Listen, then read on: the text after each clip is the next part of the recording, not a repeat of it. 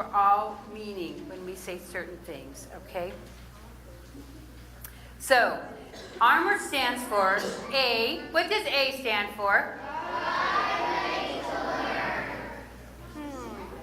So that might have something to do with why we have the dress code we have, okay?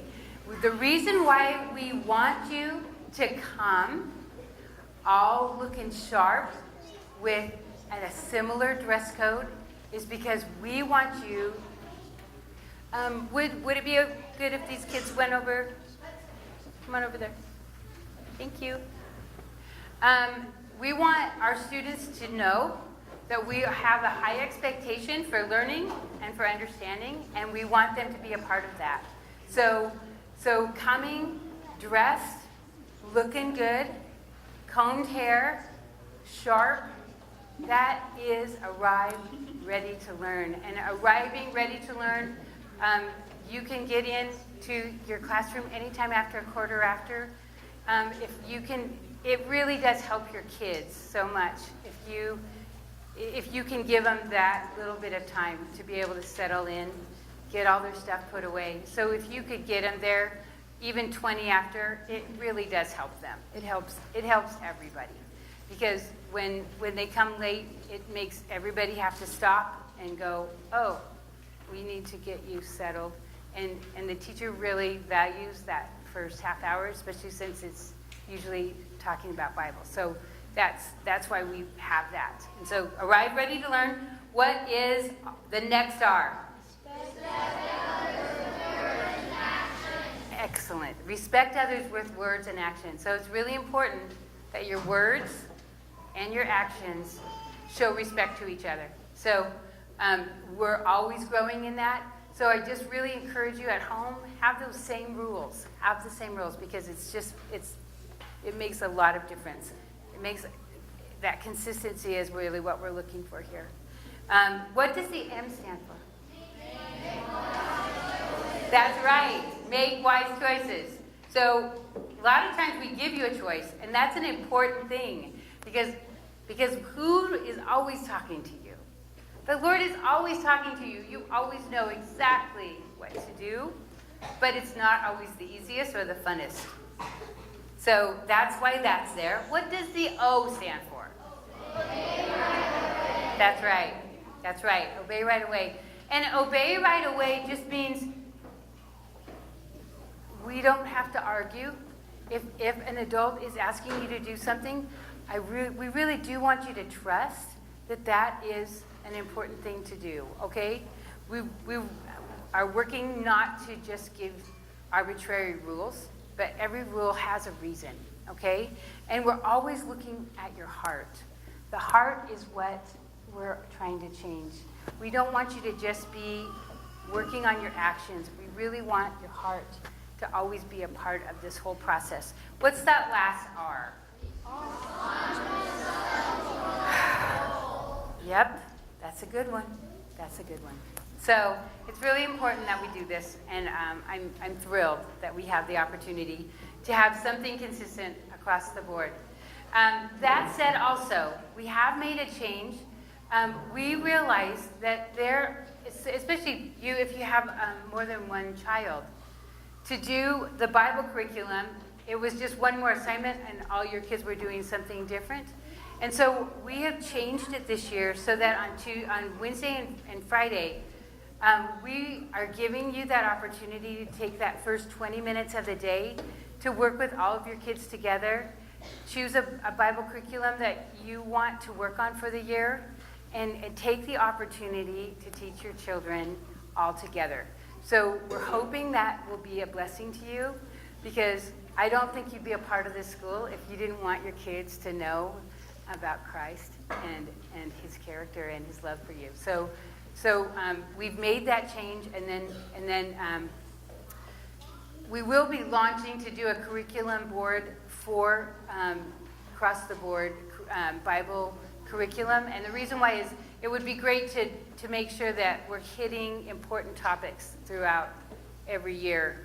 Make sure that we're not repeating. So if you're interested in being a part of that curriculum board, I would be thrilled. Okay, so the last thing is we're really a community. So these volunteer hours that we ask you to do, it's 1 hour per week is what we ask you to do. And the reason why we do it is because we're a community. And the more you're a part of our school, the more you're around, the more you feel a part. And so while we value everything that you do for us, at the same time it's really important for us to tell you that the goal is that we would be a community. I don't think there is any harder job in this world than raising children.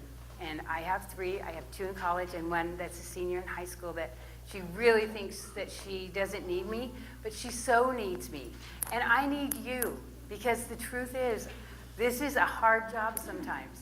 And I need wisdom. I need to make sure I'm consistent as a parent. I need to make sure that I'm always loving them, that they know that they're loved, even when they make unwise choices sometimes, right? So this is an opportunity to be able to really get to know each other. I want you to know volunteer hours. You can, this meeting today is volunteer hours. Any meeting you come to is volunteer hours. I'm hoping to start a book club that we'll do on a week morning, where in Vineyard Boise, I'm working with them to see if we can get childcare. So if you do a book club, if you do a little Bible study, we want you to count that as volunteer hours, because we're building a community. That's why we do this. And so at the same time, the best place for you to volunteer is in your classroom, because you get to know your teachers a little better. And they will always be blessed, and they will always welcome you in, because while the interesting thing about our teachers is they aren't just teaching teaching their students, they're having a relationship with their parents, and it's a beautiful thing. It's a beautiful thing, but it does take time. And so just being in the classroom makes it that easy, much easier. If there are hours that aren't fulfilled, it is $20 an hour that we will assess every quarter. So there's times that we have big events, and so they're going to take more hours. And so you just let me know that you're planning on doing that, and I won't charge you. But I really do need you to know that this is our value, and we're putting money on it, okay? I want you to also know that the nature of NOMS is that we have the opportunity to be a part of a family ministry. So NOMS, there's family ministry, academic excellence, and after-school activities and extracurricular things.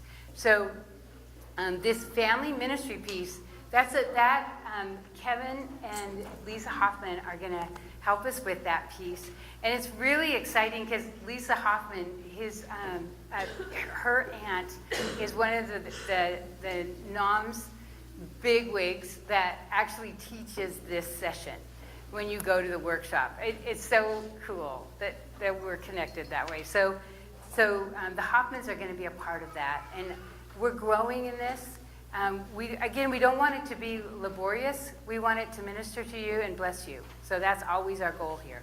So that's that. And then, so I would love for Charlotte Hawkins to come up. Did you notice that was one person I didn't totally introduce? So, because she has a special time right now. Mrs. Hawkins came to me last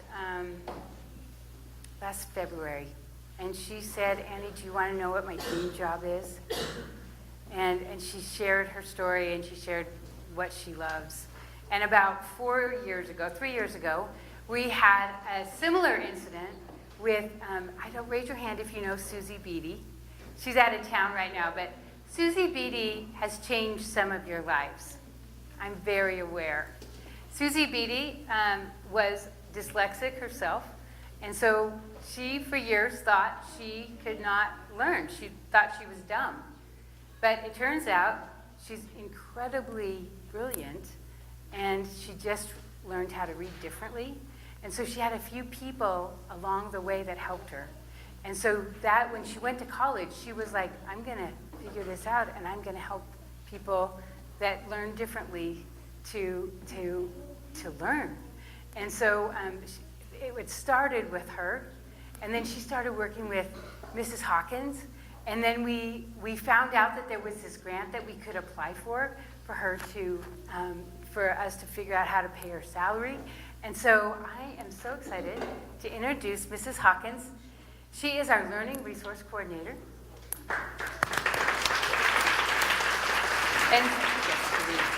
And some of you had her for second grade last year, and loved her. And we do miss her as a teacher, but she's going to be working with every single teacher.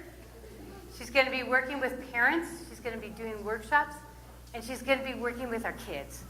The thing about this is the year of finding your voice. Also, finding your voice means that you even learn how to understand how you learn, so that you can be your own advocate. You can say, you know what, I know I do better when I'm in the front row, Mrs. Hawkins, so can I be in the front row? I know I do better if I have the opportunity to talk this subject over with somebody. Can I do that with my partner? See, it's really important that you understand how you learn. So it really is. I'm just so blessed to have Charlotte here, and I would love, and I asked her if she would come and share a few things with us. And without further ado, Charlotte's going to share. Thank you.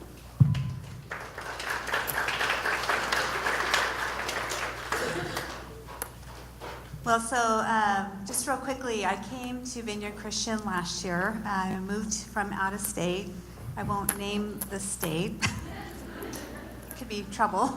But when I came to work here and interviewed, the first thing I told Annie was that I have done a resource teaching position before, and I was getting to that point again where I would really like to do that. But we weren't really seeing it being an option soon. So when I was able to talk to her about it, both of our minds, our light bulbs came on, and it's like God just opened this up in so many ways. Green lights came on, doors opened, and so here I am. I will be the Learning Resource Coordinator this year. And my role is going to be a support to the teachers. For one, I want to be able to provide resources for them, help them in the classroom as needed. I am going to be a support to the students. I am hoping to be able to come into the classroom, working one-on-one or in small groups as needed. And for parents as well, if you need help on how to teach your child at home, or they're struggling with a subject, I want to be able to help you, give you some strategies that you can use to teach them as well. So I'm really excited about this. It is bittersweet because it means I'm leaving the classroom. And so I was having some mixed emotions about that. But this way I get to see all the kids. So I'll be really, that'll be really good. I do have over 30 years of teaching experience, and mostly first, second grade, but I have taught third, I have taught fifth. I did 2 years as an elementary vice principal, and then I did 5 years starting a learning resource program very similar to this one. And so I'm really excited to help Annie bring that here this year.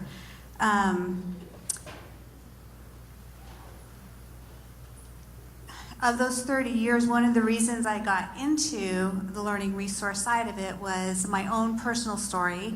I won't go into too much detail, but my third child was born prematurely, had some very significant medical and learning issues, a lot of things dealing with brain development, and through him, he's now 23, he just turned 23, through that, my whole thinking about teaching dramatically changed.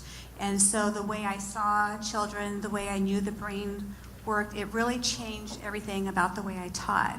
And so I kind of was thrown into that world of students that learn differently, and my heart just went there. And so I just want to be able to help all students this year, and not just kids who are struggling, but we need to make sure those kids who are doing well and who need more are getting what they need. We really want each student to be getting what they need at every level. And so that's going to be my job this year.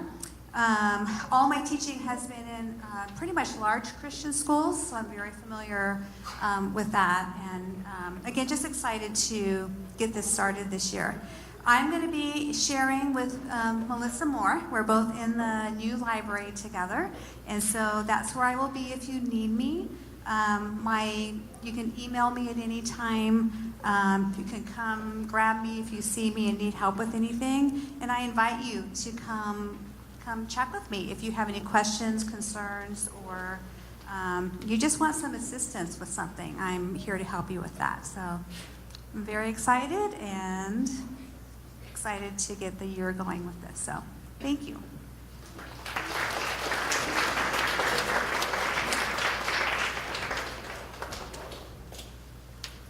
Okay, so I would like you to, okay, so we're gonna, well, actually, first I'm gonna introduce Sarah and Larissa. They're gonna come up and we'll get them ready. And their children are gonna stay, but all the other kids, and that will be pre-K up to second, you're going to go ahead and line up right over there, right at the door, but you're not going out the door until there's an adult leading you. 1, 2, 3, go. Mrs. Paulin, you need to talk to Michael, Rochelle about Red Web. We don't have the Red Web video.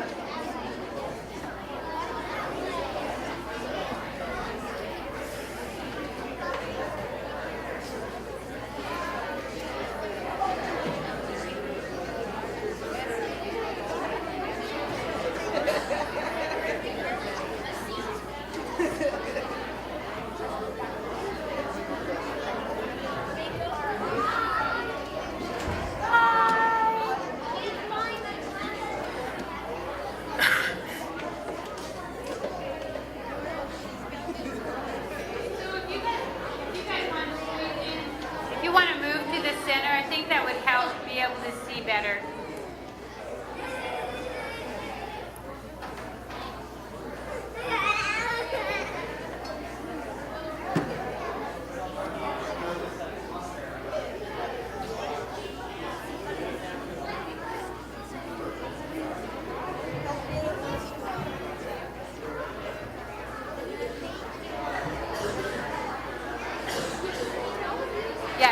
And then I'll take you there, okay? So, but your mom wants to introduce you.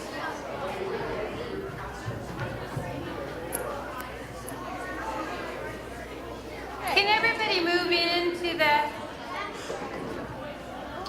center?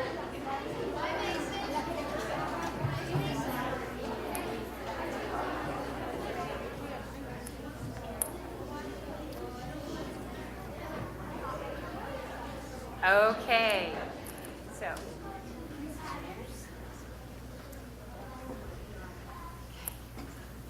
Hello, my name is Sarah Mace, and I made my sons come up with me this morning.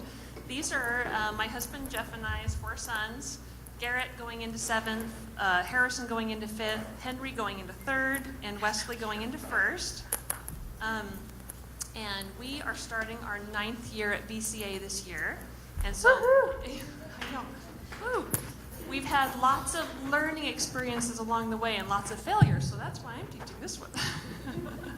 My learning, my doing. And then this is Larissa Meyer, so we are both also on the school board. Hi, I'm Larissa, and this is our 4th year at VCA.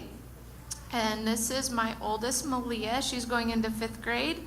Paisley 3rd, Hudson 1st, and we have a almost 3-year-old Miles who's in the child care. So we're just excited to share. Each year has been a learning process and fine-tuning things that work and don't work, and so excited to get the opportunity to share a few things with you guys today.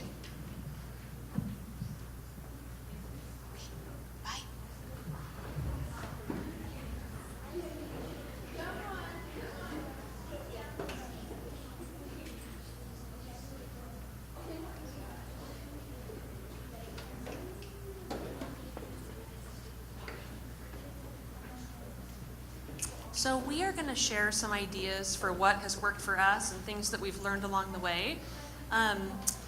And kind of what I've seen is different things obviously work for different families. There's not just one right way to do this. So I'm just going to share kind of what I've learned. It's also kind of unique for us because I have 4 students, so I'm teaching 4 grades on my home days, and Larissa has 3 with a little one. Anyway, so it's definitely different if you have, just 1 or 2 younger students. You can manage your day in a different way. Okay, you switch the slide. I don't have control of my own slides up here, so. Yes, prep the night before. So like I said, I'm starting my 9th year at VCA, and last year I started prepping the night before. So this has made a huge difference, and this is what I recommend, is to pull out all your materials for the next day. Make sure you have your lesson plan. If you don't have it in your folder, print it. Check your folder for all your materials. Like your lesson plan might say, you're doing such and such math worksheet the next day. You want to make sure you have that math worksheet. Some parents will mark the pages in their books, like lay out all their textbooks, open to the right pages. I would definitely check your school emails. Check them the night before, check them a few times during the day, because teachers will often send out an email with a change or a correction, and it's good to be, sometimes I've waited till the end of the day and then realized that we did the wrong pages because I didn't see the email. I also like prepping the night before because it gives me a chance to get my questions answered. So that's when I send out emails to the teachers. Could you clarify this instruction and that kind of thing. So that has helped me a lot. Do you have anything to say on that subject, Mrs. Meyer? And I think that was very thorough. The only thing I would add is that this is really important, because if you haven't done this and you're in work mode and you get stuck and you have to start looking through paperwork and emailing and calling, and that's when you lose your student. And when you're sitting focused and you have their attention, and then you get distracted by not being prepared, they run off and you lose their attention. So it's an important thing to be ready to go. Absolutely. Can you switch the slide, please? Here's another thing that I think is just so incredibly important, is to pray over your day. I usually pray the night before with our kids, and we pray the morning of. It's just so important. I mean, this job of homeschooling our kids could not possibly be more important. And, we're doing it in partnership with the Lord. I mean, He made our children, He designed them, He knows us inside and out, and we really need His help, or at least I really, really need His help. So I would really start with prayer. And I am so excited about this year's Bible plan, which is basically, instead of for each and every grade, we have a different Bible, lesson. Now, as a family, me with my 4 students, I get to sit there and read the Bible together with my boys, which I'm really excited about. So that'll be a unified experience. And for us, we personally like to just read the Bible. I'm not really interested in little Bible studies or, I just want to read the Bible. And we use different translations that have meaning for us, and then at the end we discuss it. I would also say in your home day, as you're progressing through your homeschool, if it's really not going well, just stop. Because when it's really not going well, your student is not learning, and if you keep pushing, then you can damage your relationship. This is a learning by doing situation here. So I would stop and pray if it's not going well. Just like, little so-and-so, we're just gonna, let's just pray for a minute. I'm gonna give you an extra break, and then just try to restart again. And like I say here, maintain your perspective. Nothing is more important than your relationship with your child. Math does not have to happen before your lunch recess or whatever. You can, have this be open-handed. This is your home day, and you're the teacher, so you can do this the way that you would like to do it. And then also, I really try to remember thankfulness instead of like a, kind of a selfish put upon attitude like, oh, this is so much work and I could be doing something else with my day or my life. You know, just like thinking, you know, just being thankful. Thankful that God gave me those 4 tall, handsome sons, and thankful that I have the opportunity to educate them, and thankful that we live in a free country where we can do that, and just there's so much thankfulness, and it really changes your attitude. Then you're in a place of joy, and you feel empowered instead of feeling, you know, like this is just too hard to handle. So, you have anything to add? No, I think that covered it, and I would just second that starting with prayer is so great, but we often find we need it most midday somewhere. Oh, yeah. And so allow yourself an opportunity for a 10-minute reset and come back and start with prayer, you know, if things are not going well. Yes. And I don't know if could you guys read the text on this? Yeah. I think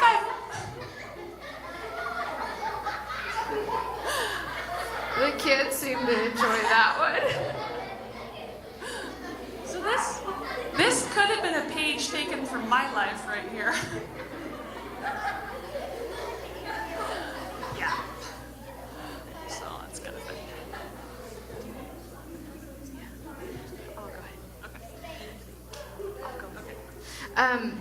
So I can't emphasize the importance of starting on time. And I would just say how many times I've been guilty of the day not going well, that it really falls on the parent. And it's not one size fits all by any means, but especially on Wednesdays, there's a little more leeway on Friday, because if you need to finish up something on, everyone's still giggling about Cartoon. Everyone get their giggles out about the cartoon.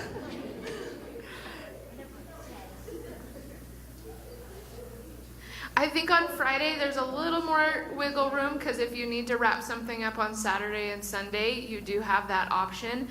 But Wednesdays, you know, you really have a lot to pack in, and you got to get it done. And I would say that from my experience, things fall apart the later in the day that it gets, and the kids get burnout and are done.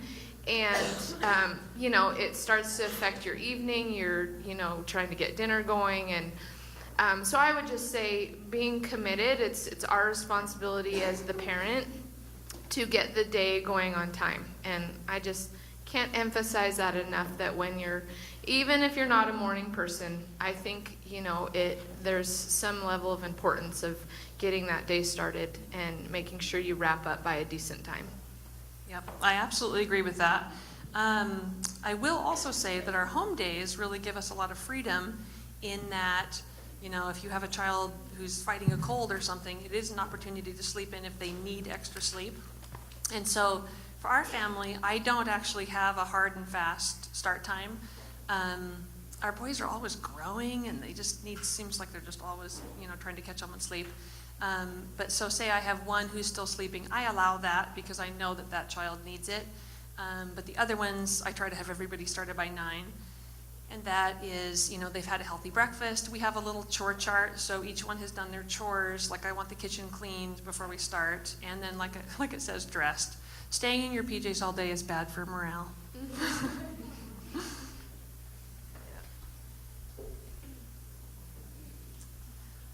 Okay, creating your homeschool space. So this also looks really different for different families. Some families, like the Myers, have a beautiful designated homeschool room, and others of us can use our kitchen table or our counters, and it's just great. What I recommend is to make sure that it's clean and free of clutter and just open, you know. Clutter it's just hard to homeschool around. Clutter and toys. So I don't allow, I guess that's later in my distraction slide, but I don't allow our kids to have toys with them during homeschool. It's just too distracting.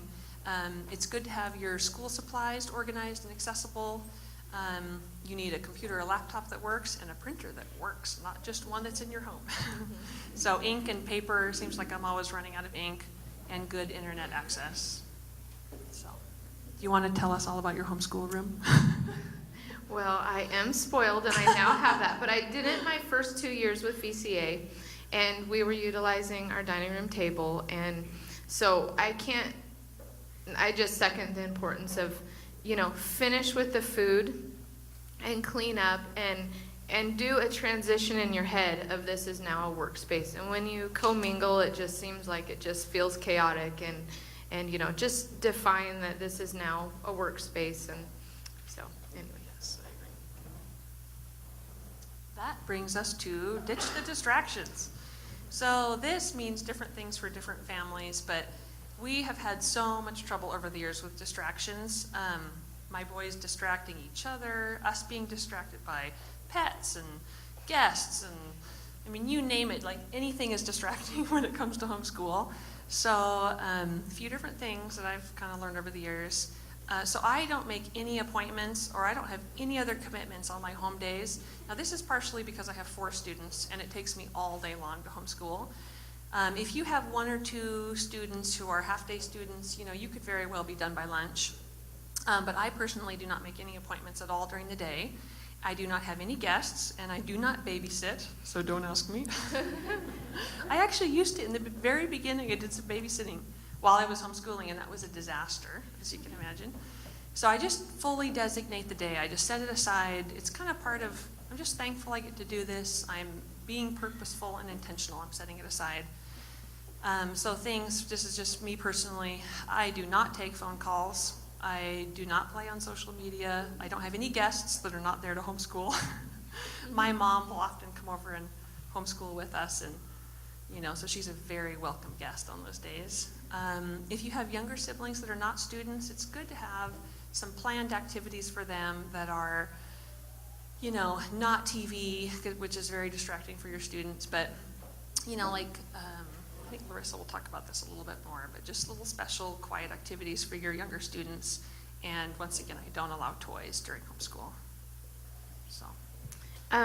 Another thing that has proved to be a big distraction in our house is food and snacks, and I'm hungry. And so in the summer, maybe there's been a lot of freedom of we just graze all day. I found that on homeschool days I have to define when we're going to eat. And what has worked really well for me is the very last thing we do before starting our homeschool day is have a big hearty breakfast. Like that's and we clean up from that, and then I'll say, okay, we're going to have a snack at this time, so that it's not like, with 4 of them and every 10 minutes, I'm hungry, I want a snack.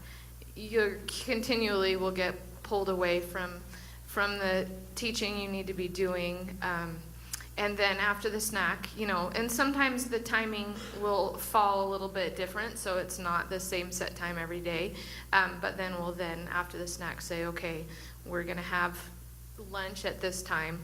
And just having that be established really helped us, me getting, bothered and interrupted every 10 minutes with I'm hungry and can I have a snack. So that's really helped on something that was a huge distraction in our workday, was the constant wanting and pulling food out. Yeah, no, I totally agree with that also. It really helps if you have a snack time. So we do a breakfast, and I try to do a breakfast with protein, high quality protein and fat, which really fills them up versus, carbs and sugar. And then we do snack time at 10. And so they'll be like, I'm hungry at 9:30, and I say, oh, well, snack time's at 10, that's in half an hour. And then they can look forward to that, so they know they're not going to starve to death, but they also can't interrupt me during that time. And can I remind them that at the school days here, they have a set snack and lunchtime, and they survive. And if they can survive it here, they can survive it at home. So true. That's so true. And one more thing I just want to add on the distraction slide. When I first started homeschooling, I thought that homeschooling time could be when maybe I might get a special project done or something. Maybe I'll work on this little, whatever it is, while they're working. And for me personally, and with the number of students I have, that doesn't work at all. So what I do now is I literally just sit myself down and I don't move. They have a break, I have a break. But I have, especially my younger students, one on this side of me, one on this side of me, one is over here, and then my older, more independent student is off, maybe a little further away. But that's what's worked for me. So I am just turning to this one. Oh, yes, you're doing good. Keep going. Read directions. And I turn to this one. Oh, eyes back on the paper. And I use that voice. Oh, No, no, no, no. My husband jokes it's my Disney princess voice. No, no, no, no, not another word. But that's what works for me. So I'm really, really full. I have to be fully dedicated and just not even moving. I just am fully committed to what I'm doing. So, okay.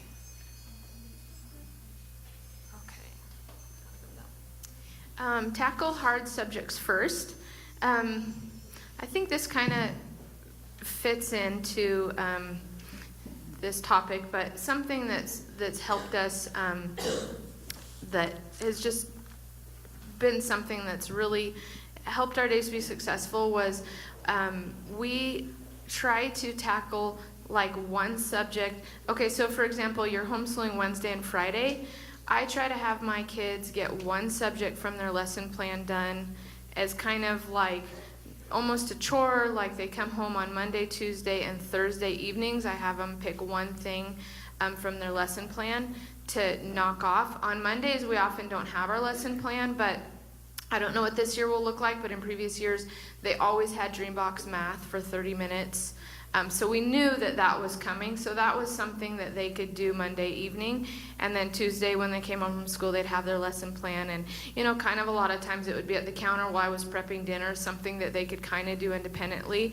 And when we started our day on Wednesday and we have a couple things already crossed off, it just feels a lot lighter for all of us, and especially with multiples when you're having your one parent there and you're having to share your time. If we had that lesson plan lighten just a little bit, that was really helpful. And so, that was a trick that when I started implementing that, it's just really helped us get our lesson plans done on the home days and it not being as long and overwhelming.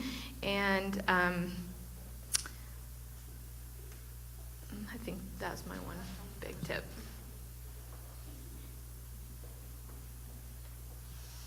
And take breaks. This is so important. And so, I have 4 sons, but I would imagine it's the same with girls. We really have been most successful with really active physical breaks. They just need to kind of get some energy out. And, they're just so like wiggly and, when they're sitting there doing their math and so I'm like, outside, run, back and forth. I'll organize races or get on the trampoline or whatever it is, but I think it's really helpful to have a real physical break. And we do this rain or shine, snow, whatever. Like, there's your raincoat. There's your snow pants. They just got to get outside and get some energy out. For recesses and breaks, I've struggled with having these kind of get away from me because I'm so excited to be alone for a minute. But so what we try to do now is I say, okay, it's recess time. We go over to the timer together, and I set, a 15 or 20-minute timer. Say it's like a morning break, and I say, okay, here we go. We're all on the same page. And then, when the timer goes off, it's over. So then we get back to work. Otherwise, your morning can kind of get away from you. And we do morning snack time. Some families I know have found it to really work to stay right on the same schedule as school. I do something kind of roughly like that. And then enjoy this as a break for yourself also, like in the bathroom locked in there. Yes. One thing that I've implemented some that I thought worked pretty well in regards to the breaks, and I would say it kind of ties in with the hard subjects. If I know that I really need to spend some really good one-on-one time with the student, let's say on their math, I'll give the other kids their break.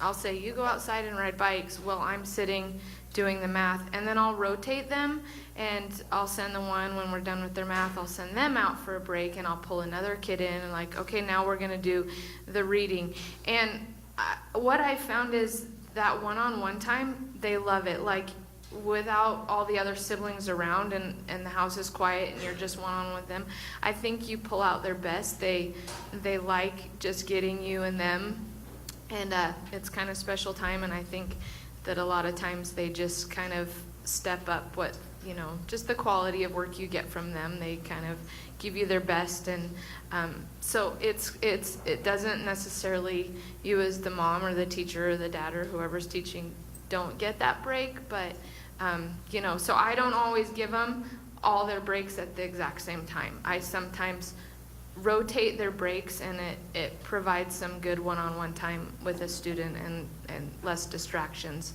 from other kids. So, Absolutely.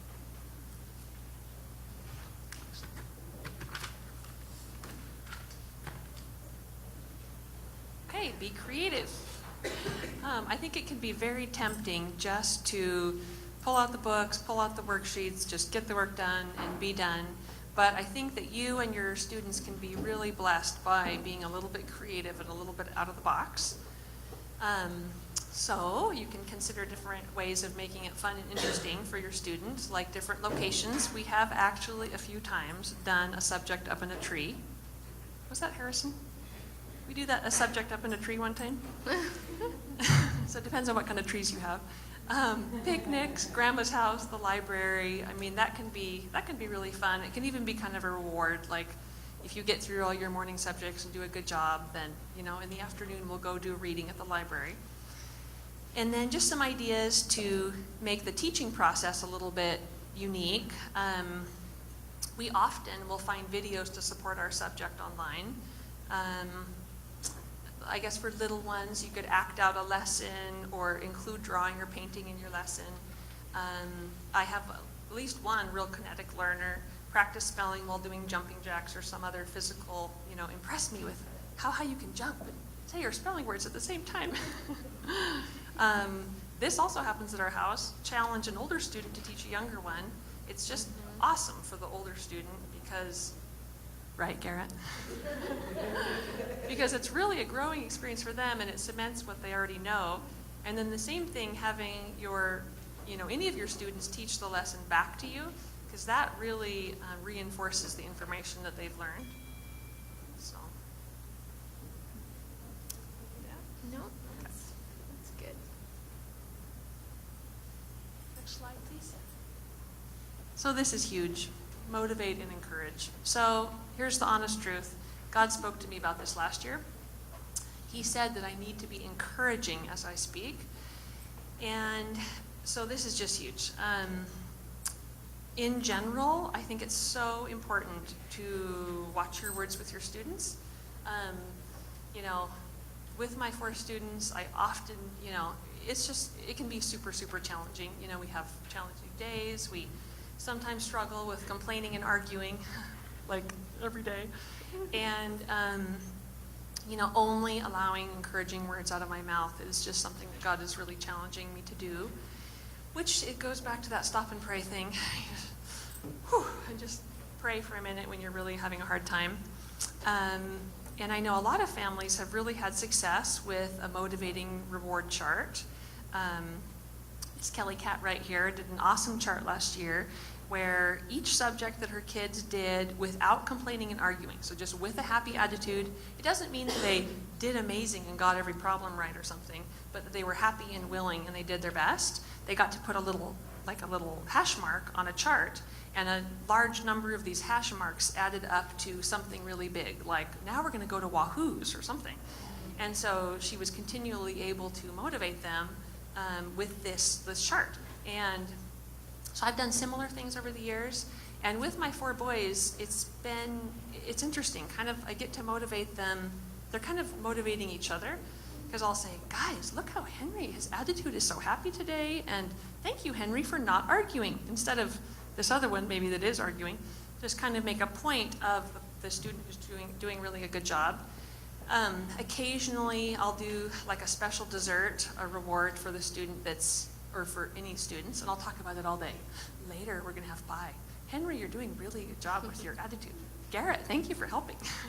Anyway, I have just found that positive rewards, especially with homeschooling, just work so much better than more punitive discipline type stuff. And of course, we discipline our kids in general, but in the context of homeschooling, the rewards seem to be it keeps everything positive. It keeps me happier and lighter, and the kids love it. They love working towards a reward. So sometimes we do small rewards within the day. Other times it's big rewards where your chart works up to something, you know, once a month. If they really did good, then we're going to Wahoo's or something. So, and lastly, use self-control. This is what the Lord's always working on me with. Keep your words kind and encouraging, and stop and pray when you need to. That's good. I would just, the reward part is a big motivator in our house. And we usually try to have a goal time to finish in the afternoon. And I set that with my kids. I kind of assess our lesson plan and when we start. And I say, if we can finish by 2, then we'll go to a park, we'll go on a hike, we'll all watch a fun movie together, we'll drive through Chick-fil-A for an ice cream. Something about hitting a goal, an end time for us, and that frees up the afternoon for something fun together, and that's like really good for all of us. So that's been something that has been a good working thing for us.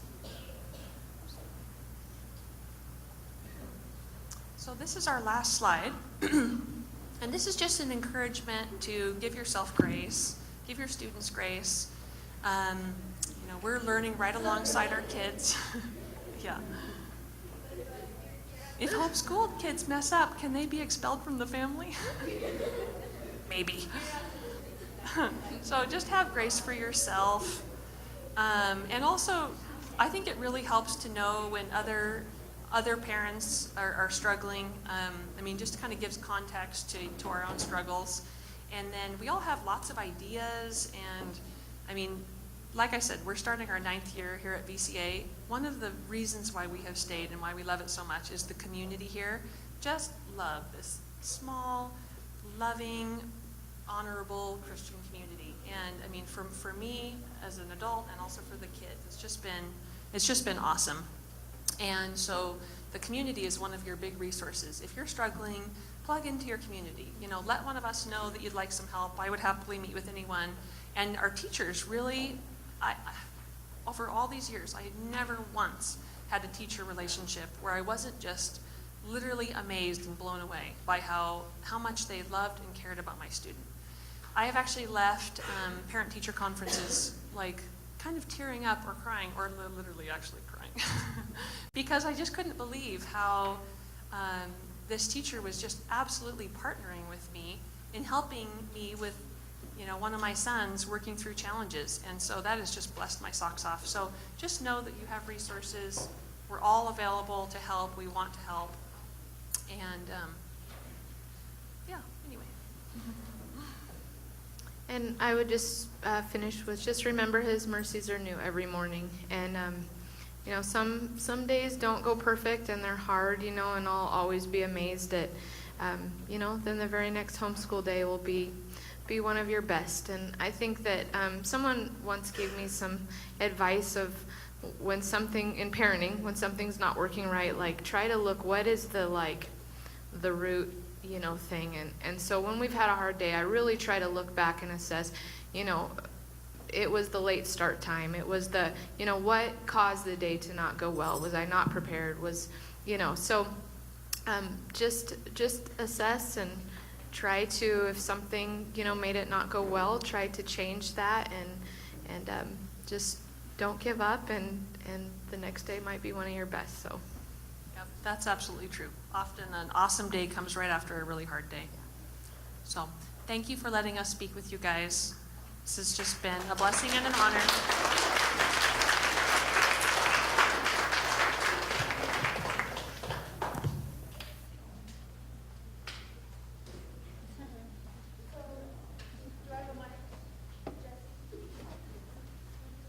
I've got one. I just need them to turn it on. So we wrapped up just a tad early from that session. We're going to go ahead and play a video on how, actually, before I do that. No, we're going to do the video. Okay, so let's go ahead and do the RenWeb video. And what we did a couple years ago is we realized that parents and students, as you age through Vineyard, we realized you need more training in RenWeb, and you're expected to use it more. In the lower grades, under 2nd grade, you really don't have a ton of need for it because the only thing that's in there that you really need to worry about is if you have a lesson plan that gets lost or a child that cuts it with scissors or whatever happens. That's the only reason you really need to worry about RenWeb. But once they get older, there are more documents that may be there, or maybe if there's a snow day, you need to be able to access that stuff. Or if your child is struggling in a subject and you're seeing the grades are not quite what that you think, or maybe you have a suspicion that they're not what you want them to be, then you're going to need to use RenWeb. When you hit middle school, you will use RenWeb as your everyday resource. You have to access RenWeb every day to see what your lesson plan is for that day. At the first 2 weeks of middle school, I send them home. I will print off your students' lesson plans for 2 weeks because I expect that new families, you don't know what you're doing, and that's okay. But at that point, you need to know what you're up to, and your student needs to be able to access those. So we had a teacher who was with us a couple years ago who put together this great video. We're going to go ahead and play it. When it's done, the 3rd through 8th grade students are going to be released. Your teachers are going to line up at the door, and you will go with them, and there will be some time in your classrooms. You will be doing some recess time. You will be doing some other things throughout the day. Parents, we will leave here at, is it 11:20 or 11:25, I believe, and then we'll go to lunch, and your kids will be waiting for you on the way to the gym. So you'll meet them and nab them up and get them all back and have lunch with them, and then at 12, the teachers will probably line up at one end of the gym or stand somewhere, and the kids need to go find their teacher at noon and go back with them, and we'll meet back here at 12 o'clock. So just so you have a heads up what's coming, let's go ahead and watch this RenWeb video. Know that if you are 6th and up, the end of the video is special for you and has some additional information, and everybody needs today that. I'm going to show you how to use Parent Web. So the first things first, when you get logged in, please make sure that the VHS ID shows up. Oftentimes when I log in repeatedly, the district code just kind of disappears, even though I tell it to remember me. So make sure that that is in there. Let's log in. So this is the home screen. Any sort of announcements that maybe the teacher puts up will show up here. Some of the major school calendar dates will be here, although make sure that you're reading the newsletter for any sort of changes to the dates and more dates that they want you to know. So from here, one thing that you could do is you can go to classes. So I'm using a friend, she has 3 kids here. So all 3 kids will show up as certain different tabs. So in pre-K, we have homeroom. For Caleb, even though he's in 4th grade and he has the same teacher, it kind of puts it out in different sections, so you can look at each one specifically if you were looking at like grades or specific assignments. I'm just going to use homeroom for now. So I click on homeroom, it gives me the teacher's information, so I can quickly email them if I have a question, a concern, or even a kudos. I like hearing kudos as well. Here is where we can look at the grade reports. Now elementary does things a little bit differently. Their lesson plans will be under resources. So if you happen to lose what I have lost, the lesson plans that come in the folder. My son has also used it as scissor practice as well. So if you happen to need an extra copy of the lesson plans, they can be found in here as well as any other documents they want to upload. So right now we look like we have a parent introductory letter. If you click on it, sometimes it'll come up, what do you want to do with it? Click save and then you can open it. For middle school, it's going to look a little bit different. So you can select a class here. Again, you can look at gradebook. Their homework assignments will be here. So you can look there, as well as you can look at the lesson plans to see what they're doing throughout the week. If they have any documents like you need to read this article and then do discussions or whatever, it'll be under resources. You can also look, this cool thing here, because the middle school parents teachers do it a little bit differently than the elementary. You can actually, because Daniel's not in school this date, then you don't see any homework, but it'll compile all of the information from all of the teachers and put it here. So you can look by date, by subject, even the lesson plans for all of the teachers, which you get quick links to not only their page for their class, but also for the instructor, so you can quickly email them if you have any problems. Again, you can look at grades, homework, lesson plans, report cards when they come out, and even the schedules, so you know kind of what time your student has for middle school, each class. For the elementary, of course, it will look different. Now, if you have problems with RenWeb, you're always feel free to contact your teacher first.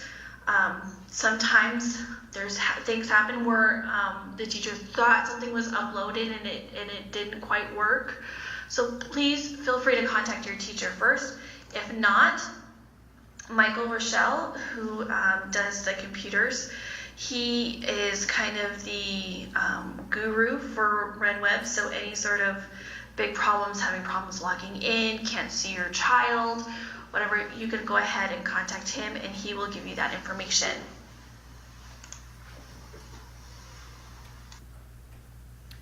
All right. You could cancel that. Thank you. So clarification, if you're a middle schooler, you will look under homework assignments. We don't put them under lesson plans. We put them under homework assignments. So elementary, you are welcome at this time, and middle, any students that are left in the room, you are welcome to head to the door. Teachers are going to meet you there.